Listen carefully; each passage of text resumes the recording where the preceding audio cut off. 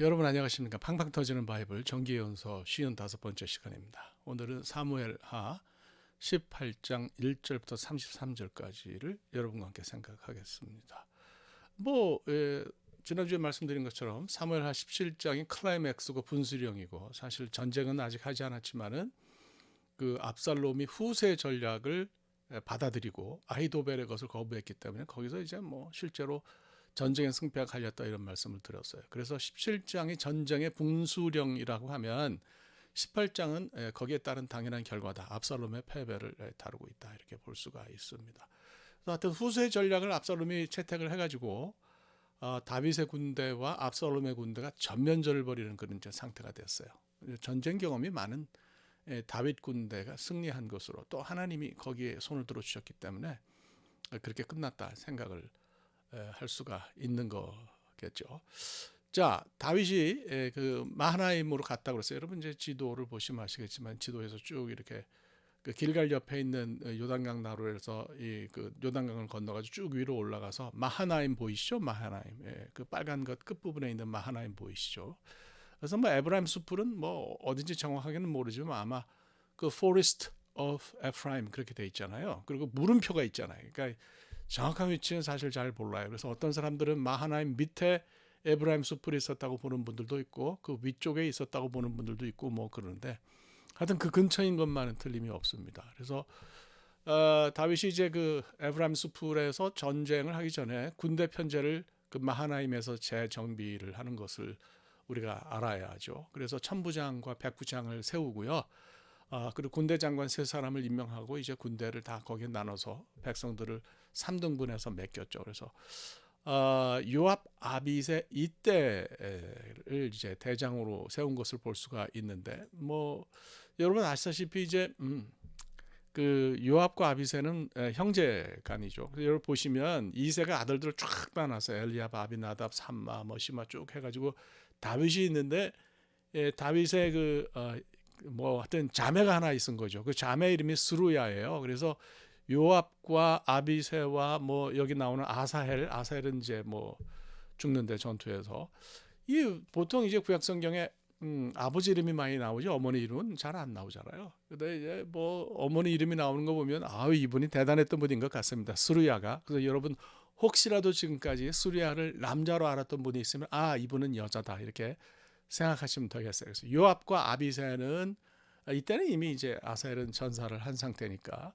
아니었으면 이 사람이 이 대장 가운데 한 사람이, 군대 장관 가운데 한 사람이 됐겠죠. 그래서 이렇게 하여튼 이런 사람들, 요압과 아비살, 수리아의 아들인 요압과 아비살을 이제 그 사령관으로 세웠고요. 또 한 사람이 이제 이때인데, 이때는 블레셋 족속 출신이죠. 가드 사람이라고 그랬으니까 가드 지역에서 아마 600명 정도 되는 부하들을 이끌고 다윗에게 투항을 했고, 현실은 다윗과 블레셋이 친하지는 않았지만, 또 다윗은 사실은 블레셋하고도 관계가 있어요. 두 번이나 거기 피신했고 그랬으니까 이 사람이 이제 그때 다윗을 잘 봤는지 어떻게 봤는지, 다윗의 인품에 반했는지 어땠는지, 하여튼 다윗에게 나와왔고 다윗도 그를 받아들였고요.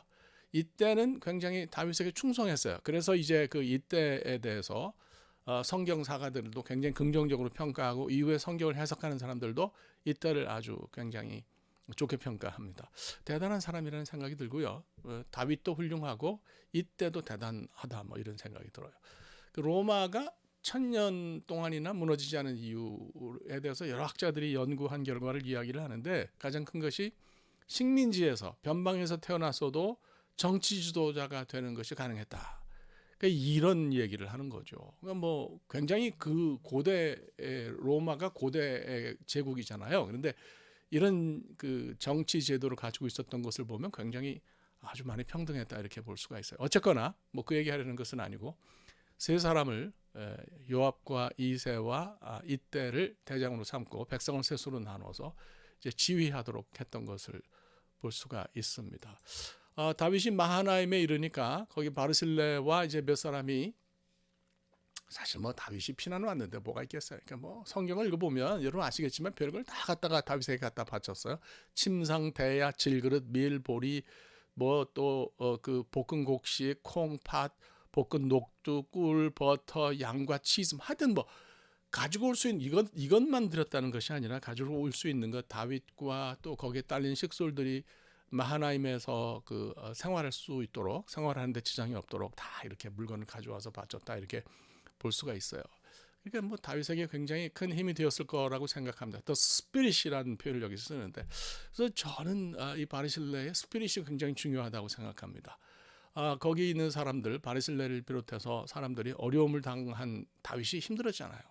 그러니까 이럴 때 다윗을 무시하고 너는 이제 힘도 없어, 그리고 뭐 함부로 대하고 그랬으면 참 좋지 않았을 텐데, 이렇게 어려운 상황 속에 있는 다윗을 위해서 바르실레가 최선을 다한 것을 봅니다. 그래서 뭐 진짜 찐 충신이었다, 이렇게 볼 수가 있어요. 당시 세력 판도를 보면 압살롬에게 다윗이 밀리는 형국이었는데요. 그런 것과 상관없이 바르실레가 그러니까 상황과 관계없이 진심을 보이는 거죠. 뭐 이런 정신이, 이런 스피릿이 굉장히 훌륭하다, 이렇게 볼 수가 있습니다. 자, 어쨌거나 결국 그래서 우리가 보면 이제 에브라임 숲을 어딘지는 잘 모르겠는데, 요 그림은 또 에브라임 숲을 마하나임보다 조금 밑에 있는 걸 그려놨네요. 뭐 위에 있을 수도 있고 밑에 있을 수도 있고, 그런데 하여튼 그거는 뭐 정확하진 않아요. 그 근처라는 것만 여러분들이 생각하시면 될 것 같습니다. 그래서 이 에브라임 숲에서 격돌을 했는데요. 에브라임 숲이죠, 숲. 그냥 뭐 비극적으로 많은 사람이 죽었어요. 한 사람의 욕심 때문에 많은 사람이 목숨을 잃는다고 하는 것이 참 이게 가슴 아픈 일이죠.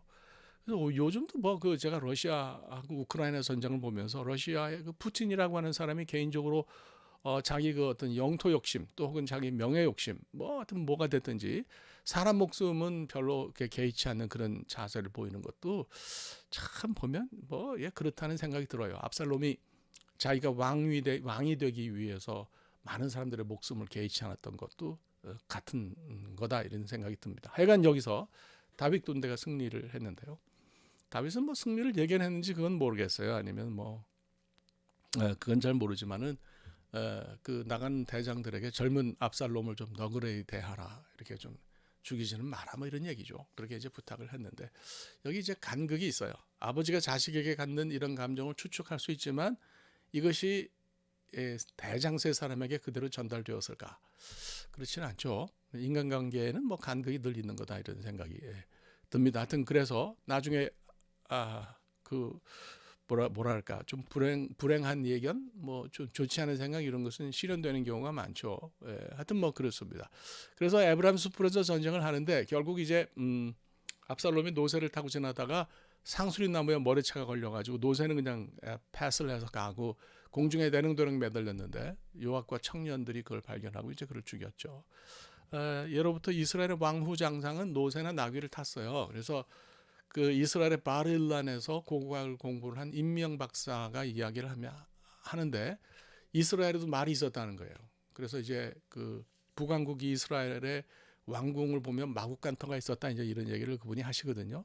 뭐 고고학 전공하신 분이 그렇게 얘기를 하니까 우리가 받아들이죠. 그러나 말은 하여간 전쟁에서 쓰는 귀한 그런 짐승이고, 보통 나귀나 노새를 왕후 장상들이 타고 다녔다, 이렇게 생각하면 될 것 같아요. 예수님도 뭐 예루살렘 들어가실 때 나귀를 타셨는데, 겸손이라고 하는 것은 나귀를 타서 겸손한 것은 아니고, 그분이 하나님이신데 땅에 오셨으니까 그분 존재 자체가 겸손이죠.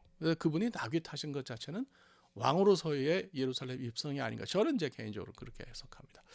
어쨌건 압살롬이 자기가 자랑하던 머리카락이 이제 나무에 걸려가지고 결국 죽음을 당하게 됐는데, 참 자랑도 조심해야 되겠다, 뭐 이런 생각이 드네요. 자, 하여간 처음에는 청년들이 압살롬에게 손을 대려 하지 않았는데 요압이 먼저 앞서니까 왕의 아들을 죽인다는 것이 내킨 일은 아니었겠죠. 결국 뭐 나중에는 함께 압살롬을 죽인 것을 볼 수가 있습니다. 자, 장수가 죽었으니까 뭐 전쟁이 이제 끝이 났죠. 승전보를 전하는데 사독의 아들인 아히마스가 전령으로 나섰어요. 이거 이제 경험이 많고 요압도 압살롬을 죽인 거 찜찜하잖아요. 그러니까 너 가서 그 얘기 하지 마라, 그러면 다윗 임금이 별로 좋아하지 않을 거다, 이런 얘기를 했는데도 글쎄요, 아히마스는 말을 안 들어요. 전공을 세우려는 욕심이 너무 지나쳐서 그런 것인지 모르겠는데 결국 뭐 그가 이제 뭐 같다고 볼 수가 있는데, 그건 같지만은 다윗의 관심사는 압살롬이었죠.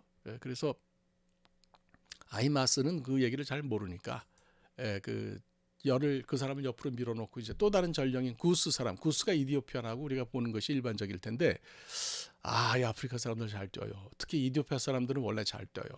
여러분 이 사람 기억하세요? 이 사람 비킬라 아베베라는 사람 아주 옛날 사람인데 뭐 흑백 사진이 남아 있는 것을 보면 알 수 있는데 맨발의 아베베라는 말로도 유명해요. 아프리카 최초의 올림픽 금메달리스트고요. 또 마라톤을 올림픽에서 2연패한 사람이에요. 참 잘 달렸죠. 그러니까 옛날부터 그랬던 것 같아요. 그래서 구스 사람이 달려와서 압살롬의 죽음을 전하니까 이제 다윗이 마음 아파하고 압살롬아 그러면서 마음 아파하는 걸로 이제 18장이 끝나는 것을 볼 수가 있습니다. 이것이 이제 전체적인 내용이에요. 그래서 저는 이걸 보면서 세 가지를 생각했어요. 우선 첫째로 생각하는 것은 바리셀라가 참 대단한 사람이다. 어떤 면에서 대단한가 하면 어려울 때 자기 마음속에 있는 그런 것을 상황에 따라서 바꾸지 않고 다윗을 돕는 것을 보잖아요. 이렇게 변하지 않는 모습을 보이는 것이 참 대단하다. 그래서 바리셀레를 저는 개인적으로 칭찬하고 또 그렇게 바리셀레처럼 우리가 살아야 되겠다 이런 생각이 들죠. 그 다음에 압살롬을 보면서요. 참 귀재였잖아요. 압살롬이 대단한 사람이었는데 이 악한 계략으로 얻은 왕위가 오래가지 못했습니다. 그래서 악한 사람이 잘못되는 거, 막 꼼수가 좋고 이런 사람이 잠시 잘 되는 걸 너무 부러워할 필요는 없다고 봅니다. 어떤 일이든지 끝은 있는 법이고 악인의 끝은 제가 볼 때 그렇게 좋지 않은 것 같습니다. 마지막으로 이제 아히마하스에게서 보는데 아히마하스는 이미 뭐 그 후세의 이야기 후세가 한 이야기를 그러니까 요단강 나루에서 유숙하지 말고 빨리 가시라 한 얘기를 전달하면서 전공을 세웠잖아요. 그러니까 사실 또 다른 전공에 욕심을 내지 않아도 되는데 그만 욕심을 내는 바람에 다윗의 마음에 상처를 내는 일을 했어요. 이건 좀 아니지 않나. 그래서 우리가 소탐 대실은 안 하는 것이 좋겠다. 뭐 이런 생각이 듭니다.